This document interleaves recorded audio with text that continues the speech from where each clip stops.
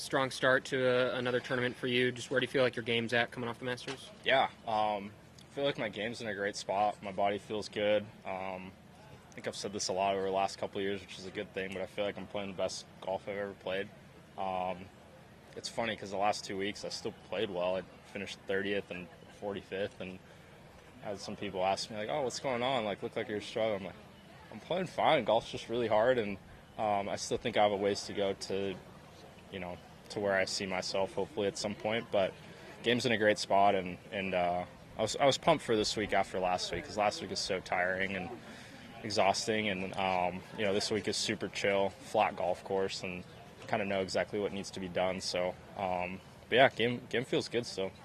Augusta's known as a place you can use your creativity. Yeah. Feel like you can still do that here, though different types of golf courses? Yeah, 100%. I really didn't hit it too poorly at Augusta.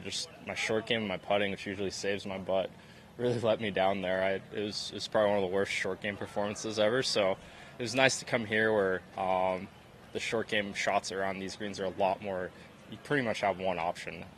It's hard to hit like a high nipper around here. It's just the kind of the bump or the putt. So yeah, but I agree. I think you need to be very creative around here as well, especially off the tee. You really have to be working it kind of with the grains of the fairways and away from the trees. And some holes, it's almost like your best shot is kind of hitting it out of tree and hoping that you don't go behind the trees. So it's kind of fun in that way. And yeah, it's a different type of creativity from Augusta. I feel like you need to hit every single shot in the bag at Augusta, but out here you can kind of still stick with your shot, but just kind of play a numbers game.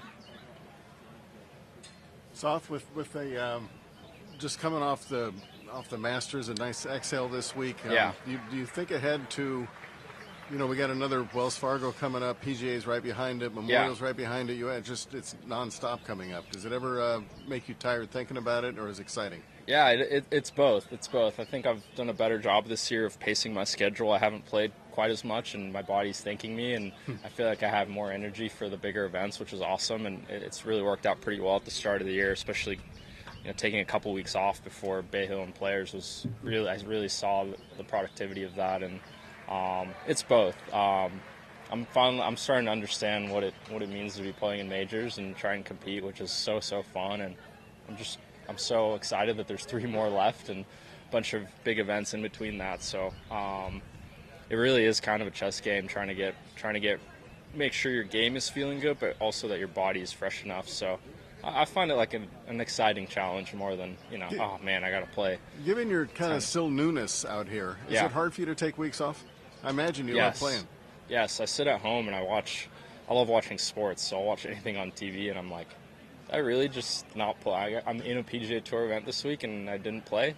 It's still pretty funny to me, and I joke with my buddies all the time. Like I would always say I'm playing every event I get into, half jokingly, but I was like, I'm not missing a tour event. Like we've grinded our whole lives to get here, and now I'm just going to be skipping a bunch of events. But yeah, it feels weird to take it off, but I really see the benefit in doing so, and that's probably been the number one answer when I've asked guys that have played out here for a long time and what's their secret to the longevity. It's really not pushing it. There might be some courses and tournaments that you love that that year just don't happen to fit the schedule, so you try and make room for that the next year, and hopefully you play long enough to play a bunch of years in a row where the schedule fits exactly how you want it. Thanks. You mentioned shaping your shots off the tee at this course, and how you can't really just bomb it down the fairways, and too many of them.